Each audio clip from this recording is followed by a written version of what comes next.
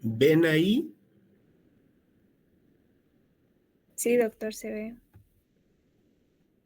Perfecto.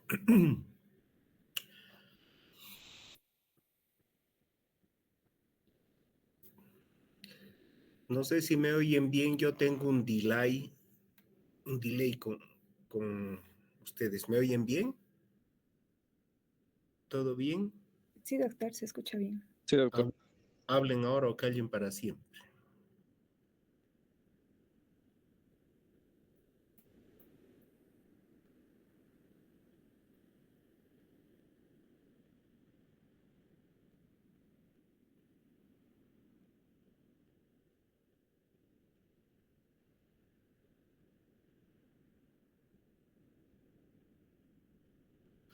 Bueno, hoy día les voy a recordar una cosa que en realidad todos ustedes ya han visto en la parte de embriología en primer año, así que vamos a hacer un pequeño recordatorio más o menos ágil de lo de lo que vieron, pero además les voy a agregar un poco de cuál es la fisiología y la patología placentaria más frecuente. Hoy día vamos a hablar de la placenta humana. Los contenidos de esta clase, vamos a hablar un poco de generalidades de la placenta, vamos a hablar de cómo se desarrolla la placenta, vamos a hablar un poco de la anatomía placentaria, cuál es la fisiología, la patología, por lo menos la patología prevalente, la que más van a ver ustedes, y cuáles son los mejores métodos de diagnóstico para la patología placentaria. Entonces, esta clase les va a proporcionar al final una visión integral de lo que es la placenta, abordando su importancia durante el embarazo y cuáles son sus múltiples funciones, más de 7 como van a ver, y cuáles son las posibles complicaciones asociadas con el desarrollo de la placenta. Al cabo de esta clase, yo espero que aprendan a identificar y diagnosticar las patologías placentarias relevantes. Entonces, los objetivos de esta clase son comprender la estructura y desarrollo de la placenta, analizar cuáles son las funciones de la placenta, explorar la fisiología placentaria, reconocer y diagnosticar patologías placentarias, evaluar métodos diagnósticos. Como generalidad, ustedes saben que la placenta es un órgano temporal, solamente está presente durante el tiempo de duración de la gestación y es esencial durante todo el embarazo. Facilita intercambio de nutrientes, desechos metabólicos entre la madre y el feto. El laboratorio con el que funciona el feto se llama placenta. Otorga al feto un sustento importante, aportándole oxígeno y nutrientes que son vitales para su desarrollo. Asimismo, permite la eliminación de algunos desechos propios del metabolismo, como el dióxido de carbono y desechos del metabolismo de proteínas, etc. La placenta además cumple una función endocrina muy importante. La gonadotrofina coriónica humana, como van a ver más adelante, el estrógeno y la progesterona, que son hormonas producidas durante el embarazo por la placenta, son cruciales para mantener el embarazo. Sin ellas, el embarazo no podría continuar. Y además, confiere al feto una protección inmunológica, constituyendo una barrera contra infecciones o también constituyendo en una barrera, evitando el rechazo inmunológico de la madre al feto. No se olviden ustedes que el feto es una proteína extraña. 50% de su material genético es otorgado por el padre, que no tiene la misma carga genética de la madre. Por tanto, siendo una proteína extraña, podría ser rechazada. Bueno, la placenta se encarga de que no exista este rechazo inmunológico. Vamos a hablar en las siguientes diapositivas de cuál es su estructura y la localización Ya bien saben ustedes que se encuentra ubicada en la cavidad uterina, adherida al endometrio, sus partes principales en una placenta adulta al final, tiene una cara materna rugosa que está en directo contacto con el útero, tiene una cara fetal que se encuentra cubierta por la membrana amniótica y que está conectada al cordón umbilical, como si se tratara de un paraguas invertido. ¿Cómo se produce el desarrollo de la placenta? A lo largo del tiempo. Primero, la formación se inicia con la implantación del blastocisto. La maduración continúa desarrollándose a lo largo del primer trimestre para alcanzar una función plena alrededor de las 12 semanas de gestación. Esta diapositiva ustedes la conocen muy bien. Acuérdense de esta parte. Después de producida la ovulación, no sé si bien ven mi puntero o lo cambio. ¿Ven el puntero? Sí, doctor, se ve. Se ve, ¿no? Ya, perfecto. Después de producida la ovulación, viene la fecundación en el día 0, la unión de los dos pronúcleos, masculino-femenino, finalmente formar el cigoto. Se produce la primera división en 2 células, después un estado de 4 células, finalmente varias células, lo que se llama mórula, y en el día 5 la mórula adquiere una cavidad, que es esta, que es lo que se llama blastocisto, ¿no? Este blastocisto pierde esta zona anaranjada, como van a ver más adelante, que es la zona pelúcida, más o menos en el día 6º a 7º, y al perder la zona pelúcida es como si explotaran las células, empiezan a crecer ilimitadamente, crecen y se multiplican rápidamente, y este es el momento en el que se tiene que implantar el blastocisto en la cavidad uterina. Acuérdense que el útero, después de la ovulación, la segunda fase, perdónenme, la segunda fase del ciclo menstrual, que es la fase secretora, la fase posovulatoria, se llama fase secretora porque aumenta el contenido de glándulas y vasos sanguíneos acá en el endometrio. Durante 48 horas, esto es lo que se llama ventana de implantación, que ocurre más o menos al 6º a 7º día después de la fecundación. Ese es el periodo corto en el que se implanta este blastocisto en la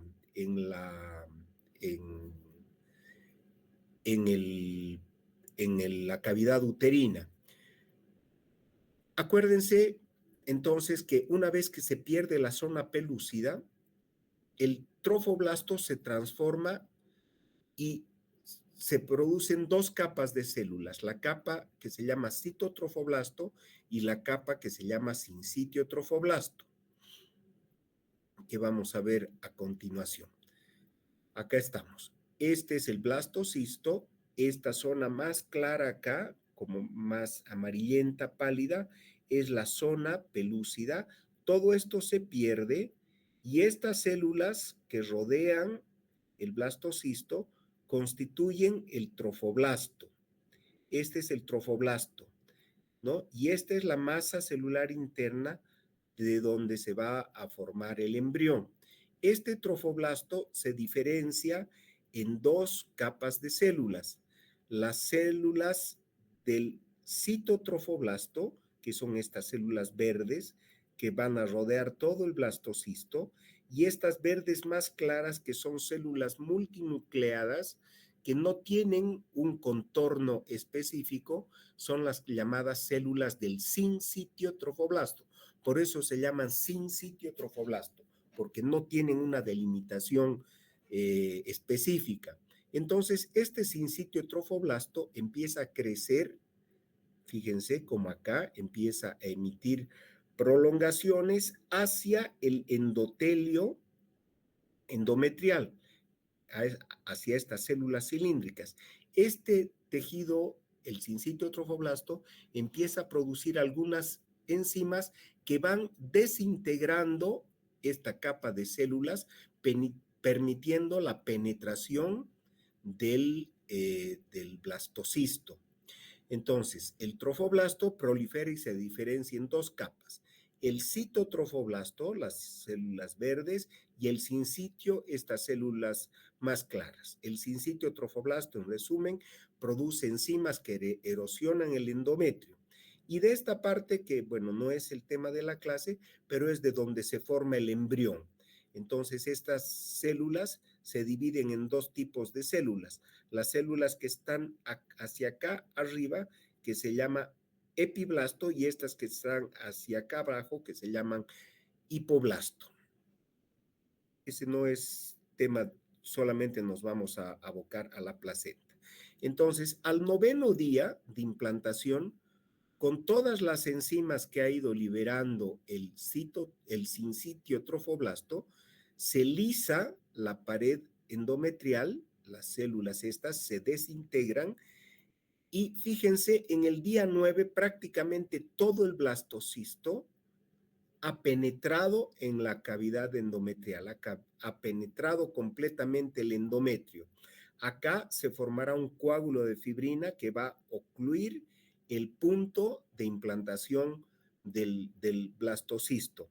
En el día 9 también aparecen estas lagunas en el sincitio trofoblasto. Fíjense, todo esto verde claro es el sincitio trofoblasto que ha proliferado y aparecen estos espacios que se llaman lagunas del sincitio trofoblasto.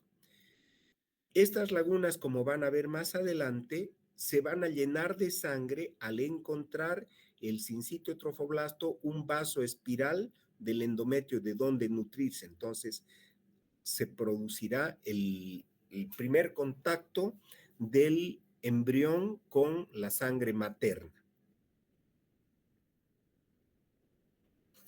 En el día 10 a 11 de implantación, estas lagunas trofoblásticas entran en contacto con los capilares y se llenan de sangre materna.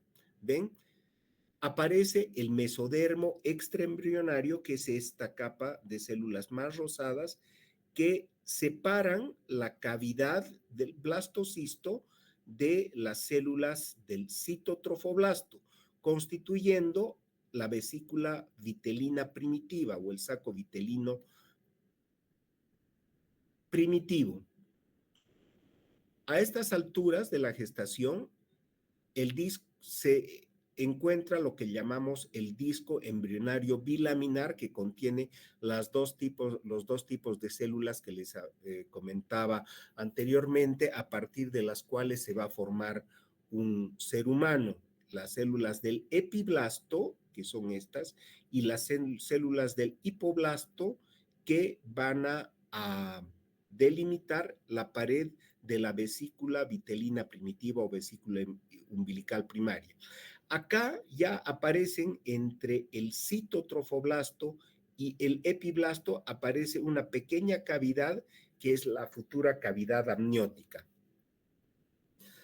Entre el día 11 y día 12 de gestación se comienzan a formar espacios dentro del mesodermo extraembrionario, que es este.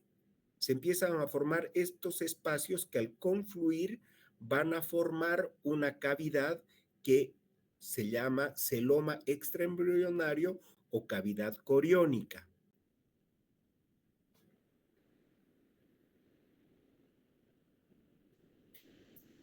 Pero esto es lo que más nos interesa en cuanto al desarrollo de la placenta, que es la formación de las vellosidades coriales. Las vellosidades coriónicas se empiezan a producir entre la segunda y la tercera semana de desarrollo. Entonces hay 4 fases en la formación de las vellosidades coriales placentarias. La primera fase o primer estadio en el día 9, que se llama estadio lacunar. Luego tenemos las vellosidades primarias, que se producen más o menos al día 13, las vellosidades secundarias alrededor del día 16 de gestación, y las vellosidades terciarias, que son las que van a predominar hasta el final de la gestación y que se producen hacia el final de la tercera semana de desarrollo.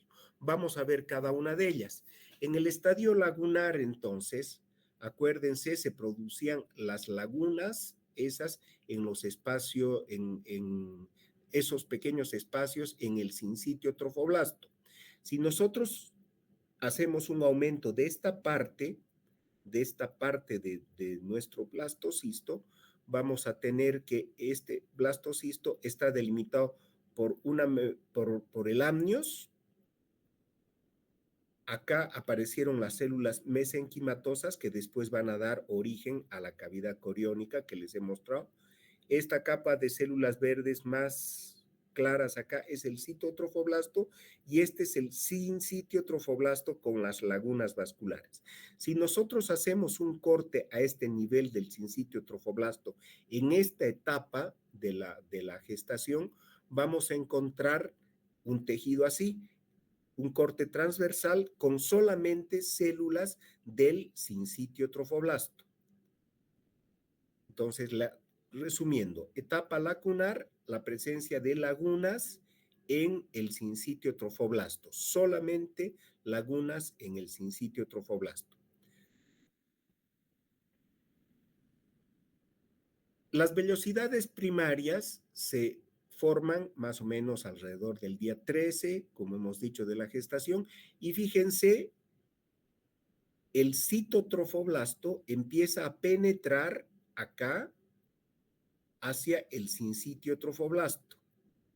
Si nosotros hacemos un corte a este nivel, vamos a encontrar células del sincitio trofoblasto en la periferia con células del citotrofoblasto en la parte central. Si tienen alguna duda, por favor, o estoy yendo muy rápido, me avisan. ¿Ya? Entonces, las vellosidades primarias se caracterizan por células del sincitio trofoblasto periféricas y células del citotrofoblasto central. ¿Ven? Estas vellosidades empiezan a penetrar el sincitio trofoblasto. El citotrofoblasto empieza a penetrar el sincitio trofoblasto. ¿Qué pasa con las vellosidades secundarias? En las vellosidades secundarias, el citotrofoblasto ha penetrado prácticamente por completo al sincitio trofoblasto, prácticamente lo rodea, como ven acá, ha rodeado completamente el sincitio trofoblasto, pero además empiezan a aparecer hacia la parte central de las vellosidades tejido mesenquimatoso. Si nosotros hacemos un corte a este nivel, vamos a encontrar que las vellosidades secundarias tienen una capa periférica de sincitio trofoblasto, una parte interna de citotrofoblasto y el núcleo está constituido por mesénquima, por células mesenquimatosas. Y las vellosidades definitivas, las vellosidades terciarias, en ese mesénquima van a aparecer vasos sanguíneos fetales, Estas lagunas ya se han llenado de sangre materna y por tanto se produce el primer intercambio entre sangre materna en las lagunas y sangre fetal en los vasos que han aparecido en el mesénquima de la vellosidad. Entonces, las vellosidades terciarias, si hiciéramos un corte a este nivel, están rodeadas de sincitio trofoblasto con una parte interna de citotrofoblasto y mesénquima con presencia de vasos de origen fetal. ¿Está claro? Estas son las vellosidades terciarias que son las que van a permanecer hasta el final de la gestación. Una placenta madura, entonces, va a tener todas estas partes. Va a tener vellosidades terciarias, pero si ustedes se fijan, tienen un tronco principal, tienen algunas vellosidades terminales, son estas, y algunas vellosidades que han atravesado prácticamente todo ese lago hasta llegar al otro extremo, que son las llamadas velocidades de anclaje. Los espacios que hay, estos espacios, se llaman espacios intervellosos. Se formará una placa acá, que es la placa fetal, que es la placa coriónica fetal, por donde transcurren todos los vasos, pequeños vasos fetales que van a confluir en los vasos del cordón umbilical.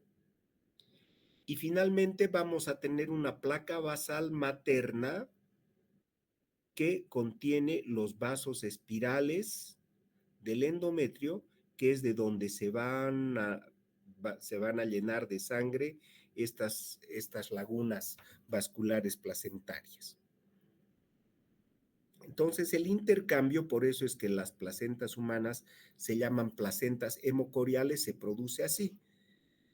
Se llenan de sangre los espacios y se produce el intercambio gaseoso entre estas pequeñas formaciones vasculares del feto que van a confluir hacia los vasos del cordón umbilical, que son 3, 2 arterias y una vena.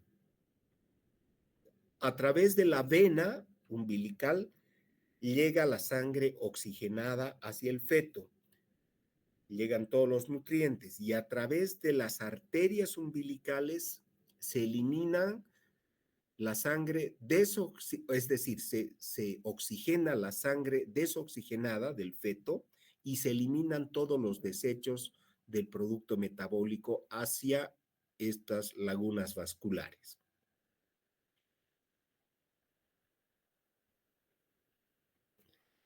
Y este es un pequeño resumen de lo que les acabo de decir. Miren, este video yo creo que es lo más didáctico. Ese es el blastocisto. Esta es la zona pelúcida del blastocisto.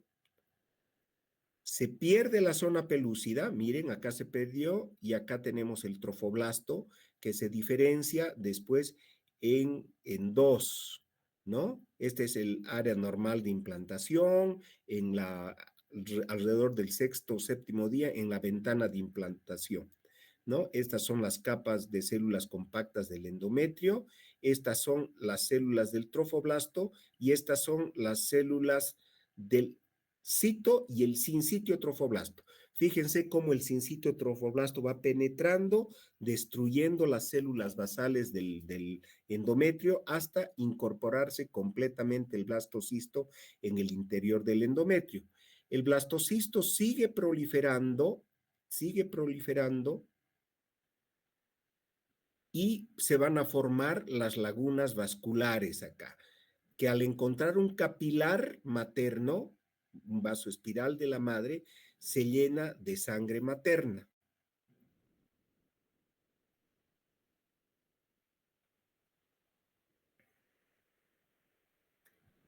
Y a medida que va creciendo la placenta, se van produciendo más lagunas vasculares, ¿ven?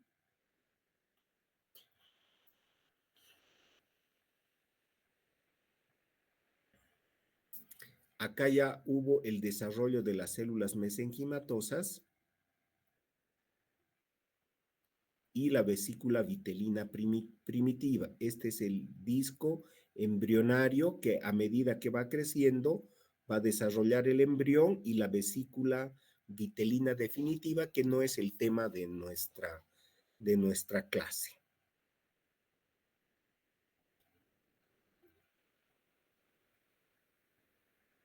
Esta diapositiva quiero que la entiendan muy bien.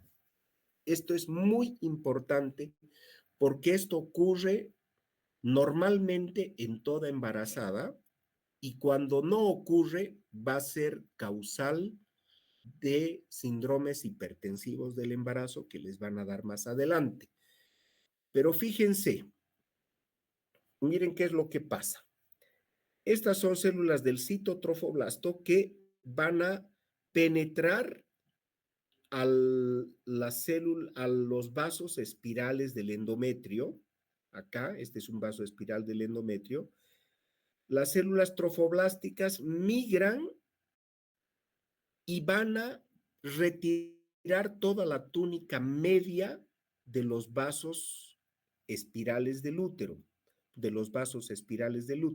de tal manera que estos vasos se constituyen Vasos son vasos arteriales que al perder la túnica media se convierten en vasos de baja tensión. Si no ocurre este fenómeno, si no hay una adecuada remodelación de las arterias espirales, esto va a determinar una hipoxia fetal, liberación de algunas sustancias inflamatorias, incremento de la presión, disfunción del glomérulo con eliminación de proteínas, proteinuria. Si a esto se agrega la alteración en el sistema nervioso central, se producirán convulsiones y la eclampsia.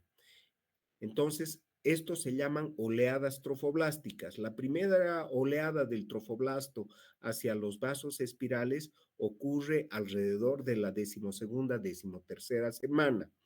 Y la última oleada ocurre a las 20 semanas, que es donde terminan de remodelarse los vasos espirales. Esta diapositiva lo expresa mejor. Fíjense, este es un vaso espiral que ha tenido una adecuada migración del citotrofoblasto, acá, que ha destruido la túnica media del vaso, y este es un vaso que queda como un vaso venoso. Ustedes saben que las arterias tienen capacidad de contraerse porque tienen una túnica media muscular. En cambio, los vasos venosos no tienen esa túnica media.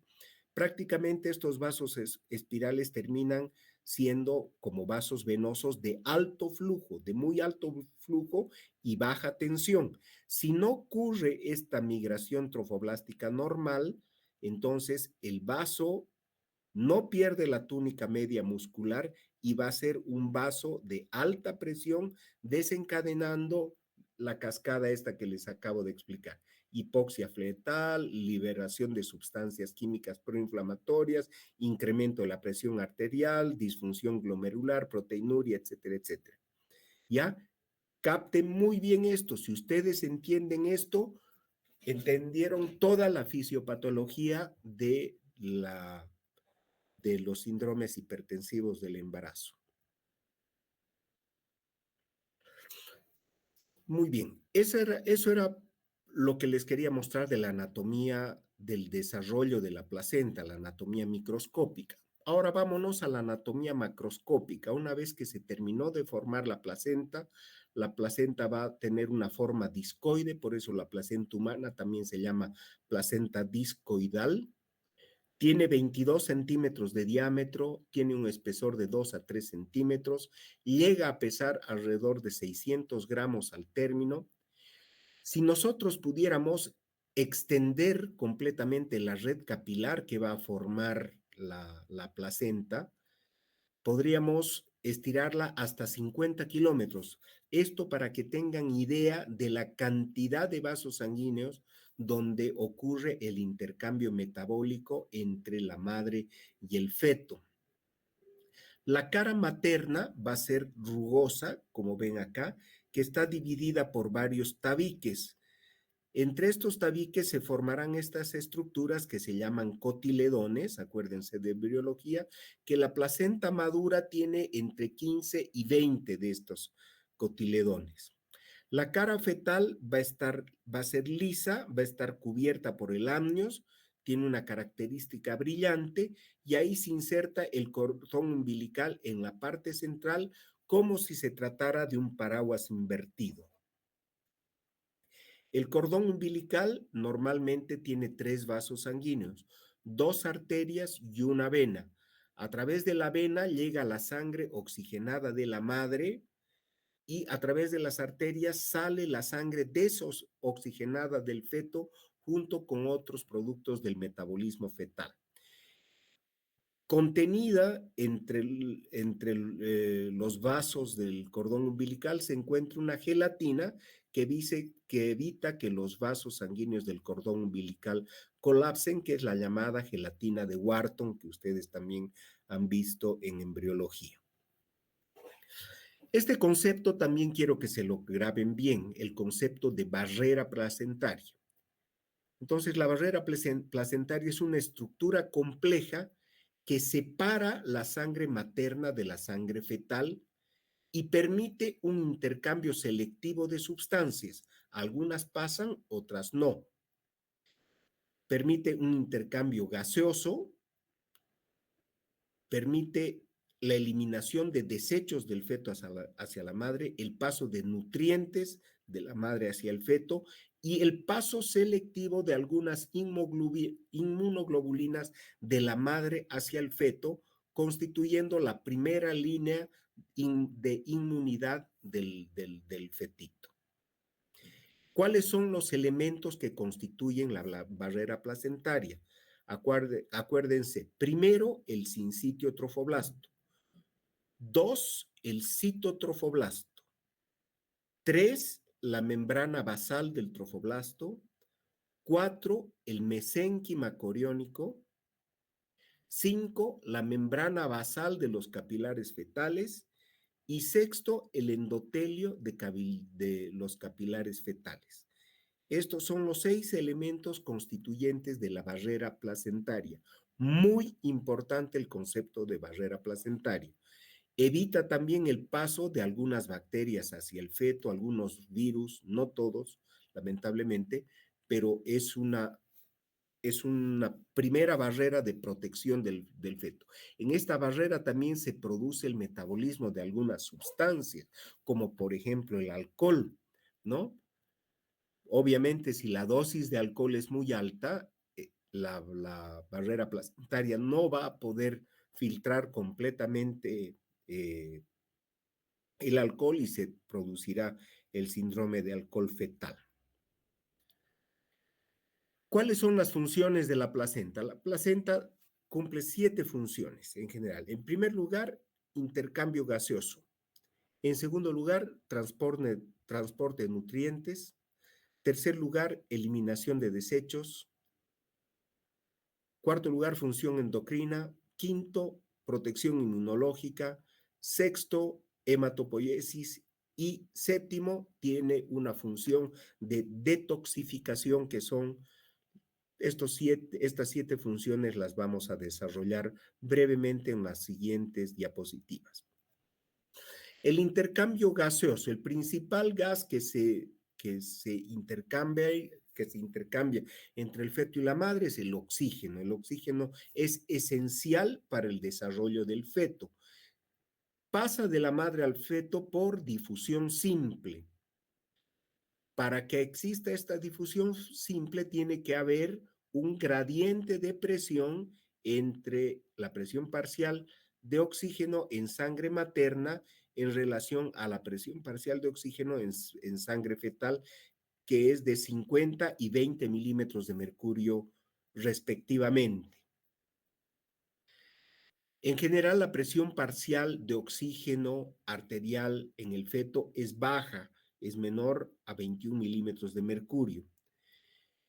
La hemoglobina fetal es en mayor concentración que la hemoglobina materna, lo cual permite un mayor transporte de oxígeno.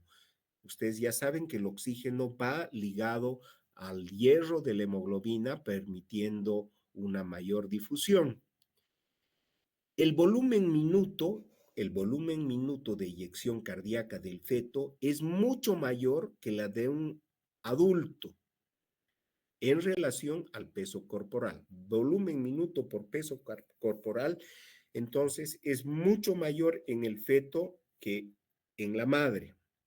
Y este aspecto, que también es muy importante para la difusión fácil del oxígeno de la madre al feto, es lo que se llama la curva de disociación de la hemoglobina fetal, que tiene una mayor afinidad por el oxígeno, pero así como tiene una mayor afinidad por el oxígeno, también libera el oxígeno con mucha facilidad en los tejidos fetales. La difusión del dióxido de carbono, es decir, los productos del metabolismo del feto, se tiene que eliminar dióxido de carbono, es el producto final del metabolismo oxidativo del feto. También se produce una fácil difusión del feto hacia la madre por diferentes presiones parciales entre la sangre materna y la sangre fetal. 2 milímetros de mercurio en la sangre materna, 3 milímetros de mercurio en la sangre fetal. El CO2 se elimina entonces de la circulación fetal como un gas disuelto por difusión simple o bien en forma de un ion, del ion bicarbonato, mediante transportadores, o sea que el mecanismo de intercambio gaseoso del CO2 puede hacerse por difusión simple o por transportadores como el ion bicarbonato. Transporte de sustancias alimenticias, la glucosa. La glucosa se pasa de la sangre materna a la sangre fetal por difusión facilitada. Existen algunos transportadores de glucosa en la placenta, como el GLUT1, GLUT3 y bajos niveles de GLUT4,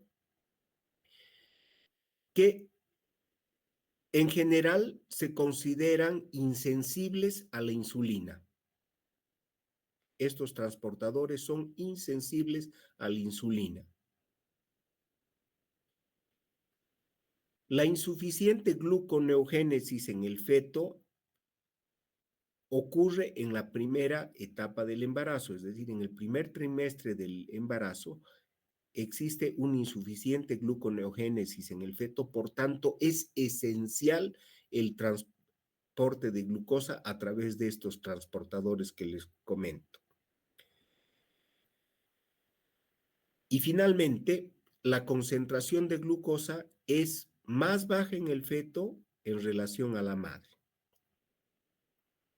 Como fuente alterna de energía, la placenta puede producir fructosa para aportar ATPs o energía al fetito.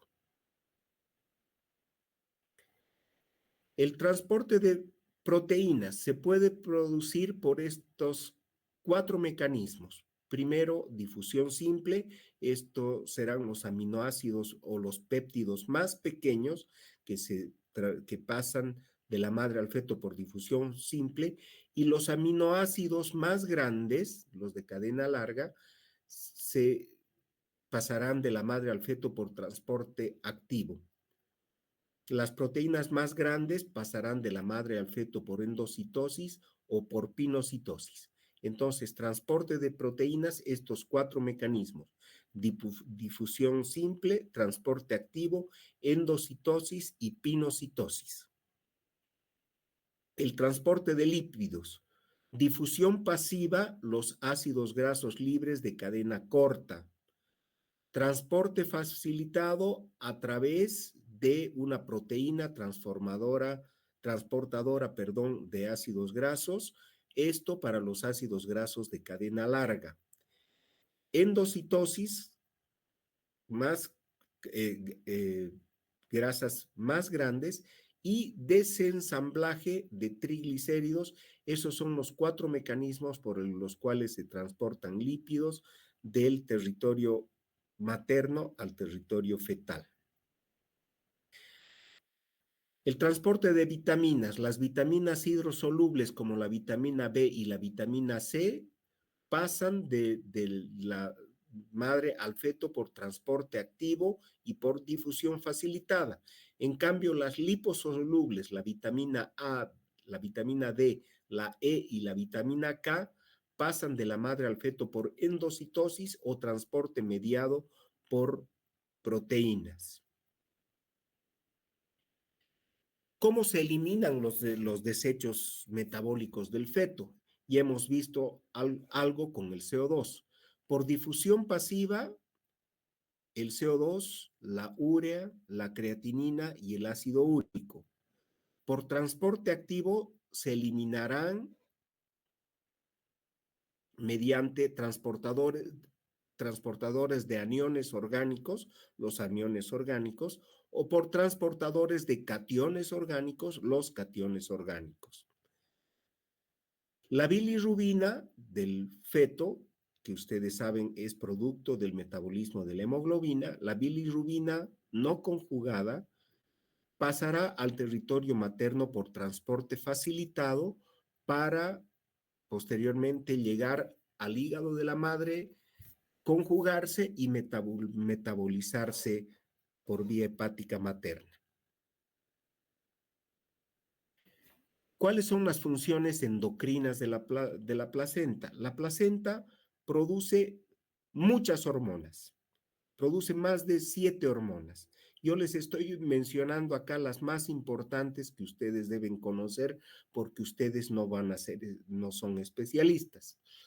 La primera, que se produce más o menos a la 6ª semana de desarrollo, es la hormona gonadotrofina coriónica humana, que nos sirve también como test precoz para diagnóstico del embarazo. Se produce, como les decía, al 6º a 7º día de desarrollo. La progesterona es la segunda, los estrógenos, el lactógeno placentario, que vamos a ver cuáles son sus acciones, y la corticotropina coriónica humana, que tiene que ver con el mecanismo de inicio del trabajo de parto, como seguramente han visto en la clase o van a ver en la clase de determinismo de parto. ¿Cuáles son la concentración plasmática de estas hormonas durante la gestación? El lactógeno placentario humano, que también se llama somatomamotrofina coriónica, tiene efectos en el metabolismo de la madre y asegura el pasaje de nutrientes hacia el feto. Y su pic de producción está alrededor de las 28 semanas de gestación. La gonadotrofina coriónica humana es muy importante para mantener el cuerpo lúteo. Acuérdense ustedes que el cuerpo lúteo, que es el remanente del folículo después de la ovulación y que produce progesterona, es lo que mantiene un embarazo hasta que la placenta tiene función plena alrededor de las 12 semanas. Así que es vital la presencia de gonadotrofina coriónica humana al principio de la gestación para mantener el embarazo. Y al 6º día de desarrollo, como ustedes saben, ya las células del trofoblasto empiezan a producir la gonadotrofina coriónica. La progesterona, hasta la 4ª, 5ª semana de desarrollo, se produce exclusivamente en el cuerpo lúteo. Y a partir de la 4ª, 5ª semana empieza a producirse en la progesterona para alcanzar su producción plena después de las 12 semanas. Y los estrógenos se producen exclusivamente en el cuerpo lúteo hasta la 4ª semana y después, a partir de más o menos las 18 semanas de gestación, se producen también en la placenta. ¿Cuál es la función de los estrógenos? Los estrógenos son 3 los producidos en la placenta: la estrona, el estradiol y el estriol. El estetrol es una hormona que no se produce o se produce en mucho menor frecuencia en las placentas hemocoriales, como es la placenta humana, pero también puede ser producida en placentas humanas. Entonces, estas 3 primeras son los tipos de estrógeno más producidos por la placenta: la estrona, el estradiol y el estriol. ¿Cuáles son las funciones principales de estos estrógenos?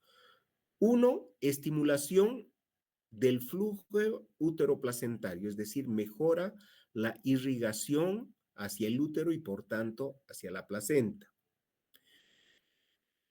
Acuérdense del ciclo menstrual, el estrógeno favorece el crecimiento del endometrio y su diferenciación. Favorece las contracciones del endometrio y también favorece el desarrollo del epitelio mamario, es decir, favorece la proliferación del epitelio mamario, preparando las mamas para la lactancia. ¿Cuáles son las acciones de la progesterona? La progesterona tendrá un efecto autócrino y parácrino. Tiene que ver con la receptividad uterina. Disminuye, por tanto, también la contractibilidad uterina. Es esencial en el mantenimiento del embarazo y en la implantación del blastocisto. pero también prepara las glándulas mamarias para el proceso largo de lactancia que viene posteriormente.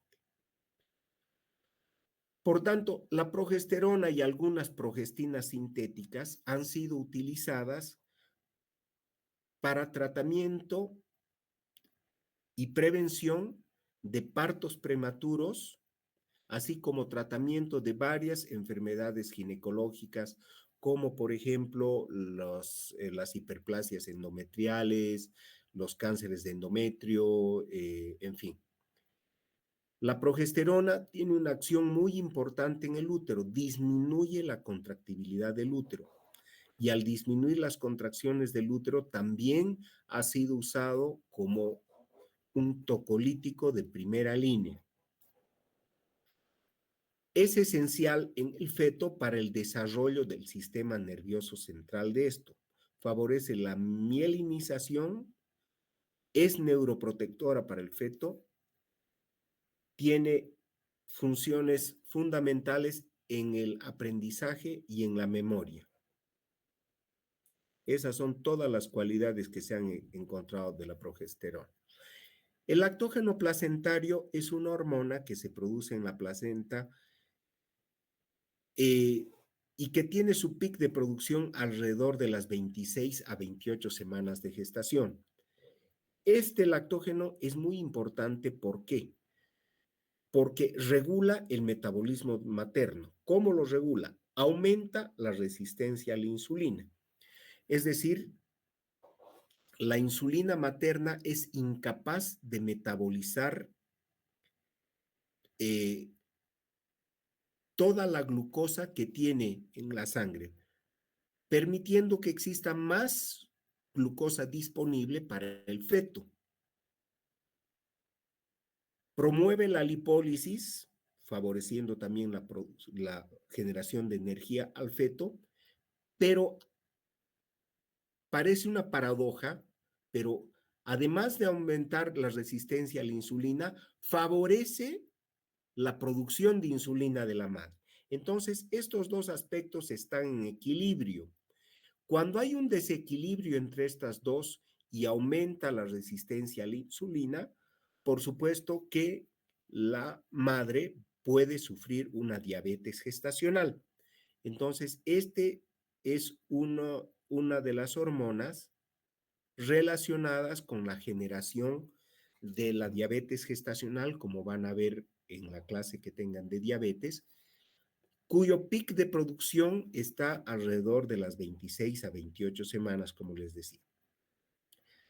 Lactógeno placentario además promueve el crecimiento del feto, favorece el desarrollo de la glándula mamaria y tiene un efecto anabólico en la madre y en el feto, es decir, favorece el crecimiento del fetito.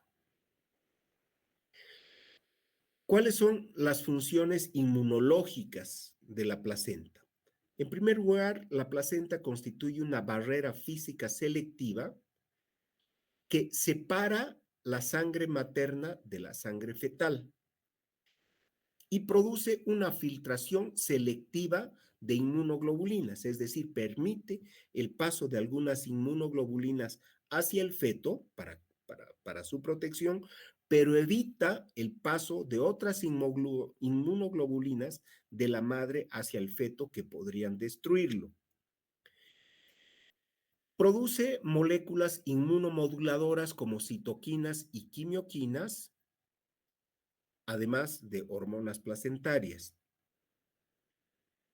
Disminuye la expresión de células de histocompatibilidad. Por tanto, de moléculas de histocompatibilidad. Esto evita el rechazo inmunológico que les explicaba al principio de la madre a la proteína extraña que se llama feto. Secreta también algunos factores inmunosupresores como la indoleamina 2,3-dioxigenasa o el factor de crecimiento transformante beta.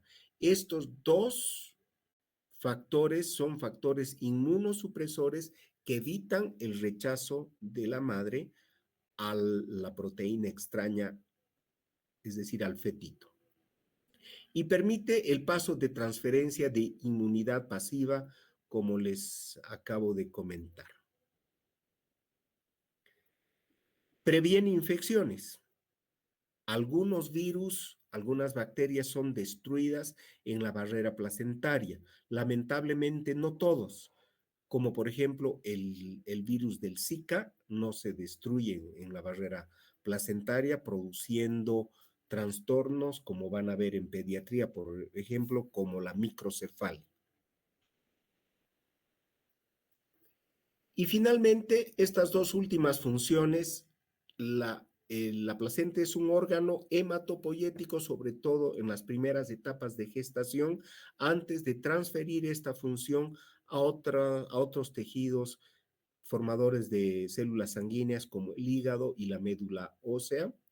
Y además cumple la función de detoxificación de algunas sustancias como el alcohol, por supuesto, a ciertas dosis o algunos medicamentos. Acuérdense que hay medicamentos que no son totalmente detoxificados por la placenta, que pueden pasar al feto, que son dosis dependiente, por supuesto, y que pueden terminar dañándolo. Tengo dos o tres diapositivas más con lo que terminamos. Les voy a hablar brevemente de las patologías placentarias. Y tenemos patologías de la implantación de la placenta. ¿Cuáles son? Las vamos a ver más adelante. Tenemos patologías de la perfusión, patologías relacionadas con problemas inflamatorios e infecciosos, patologías neoplásicas placentarias, patologías metabólicas y tóxicas y finalmente patologías estructurales de la placenta. ¿Cuáles son las patologías de implantación placentaria? La placenta previa, los acretismos placentarios con sus diferentes niveles, ácreta, íncreta, pércreta, eso van a llevarlo más adelante, o el desprendimiento prematuro de placenta normoinserta. Esas son patologías de la implantación. Patologías relacionadas con la perfusión, como las insuficiencias placentarias o los infartos placentarios, que por supuesto al ser insuficiente la placenta van a transmitir, van a otorgar menos nutrientes y oxígeno al fetito, y los infartos placentarios al disminuir la superficie de intercambio, por supuesto que van a dañarnos también al feto. ¿Cuáles son las patologías inflamatorias infecciosas? Las corioamnionitis y las endometritis placentarias. Las patologías neoplásicas, la transformación maligna de las células del trofoblasto pueden dar lugar a los coriocarcinomas, corioangiomas y tumores trofoblásticos del sitio placentario, pero la más frecuente es la molidatiforme, que es una patología benigna, pero que puede transformarse hacia una patología invasora. Patologías metabólicas y tóxicas, pueden haber placentas grandes edematosas, como las placentas de la diabetes gestacional, o placentas pequeñas insuficientes, pequeñas como las placentas del retardo del crecimiento intrauterino o las placentas de los síndromes hipertensivos del embarazo. En cuanto a la patología estructural, la placenta puede cambiar su forma. En lugar de ser redonda, discoide, puede tener la forma de un óvalo, es lo que se llama la placenta circunvalata. Puede tener más de un lóbulo, son las bilobuladas o las multilobuladas. Pueden tener inserciones anormales del cordón. Acuérdense, se inserta normalmente en la parte central como un paraguas invertido. Cuando se inserta en la periferia es lo que se llama inserción velamentosa de cordón, cuyo peligro es la rotura de los vasos del cordón umbilical en el inicio del trabajo de parto, que es lo que se llama rotura de la vasa previa. Es decir, en estas tortas placentarias, el cordón umbilical sale exactamente de la periferia, no de la parte central, y deja los vasos umbilicales al desnudo. Después tenemos las inserciones marginales que sí están cubiertas por amnios, etcétera, pero que no son estrictamente centrales, y la placenta furcata, que es una variante de la placenta marginal. ¿Cuáles son los métodos de diagnóstico de elección para diagnosticar patologías placentarias? El ultrasonido es el gold estándar para el diagnóstico de la patología placentaria, ya sea por vía abdominal o por vía transvaginal. El Doppler color nos permite medir velocidades de flujo en el territorio placentario. La resonancia nuclear magnética es una alternativa cuando el ultrasonido no es posible, sobre todo, por ejemplo, en placentas ácretas posteriores, es decir, que están en la cara posterior del útero. Los exámenes de laboratorio, la química sanguínea materna es muy importante.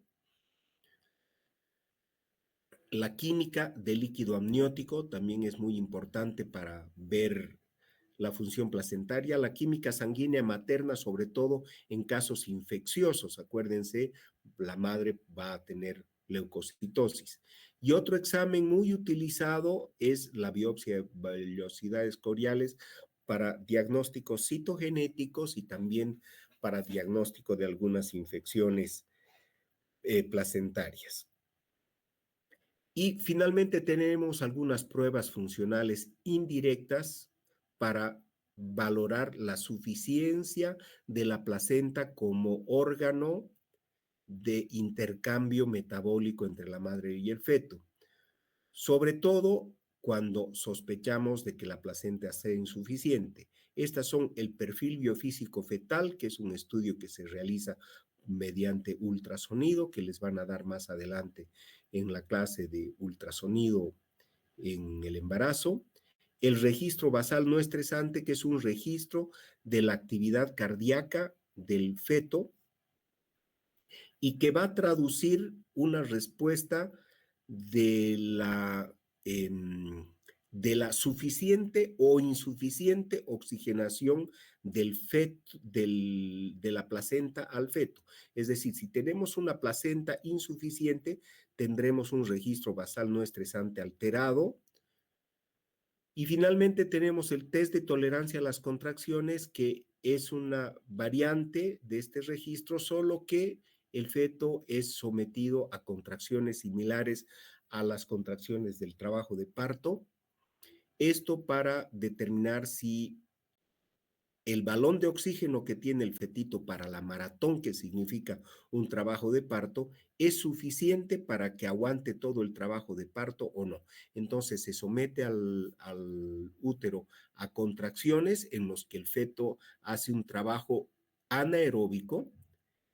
Al relajarse la contracción, el feto se oxigena nuevamente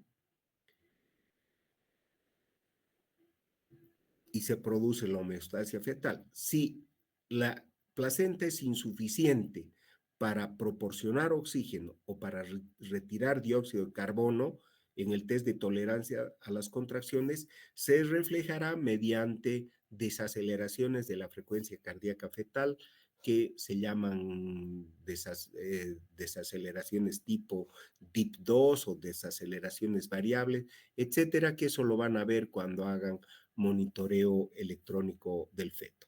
Entonces, resumiendo, el ultrasonido es el gold estándar para diagnóstico de la patología placentaria.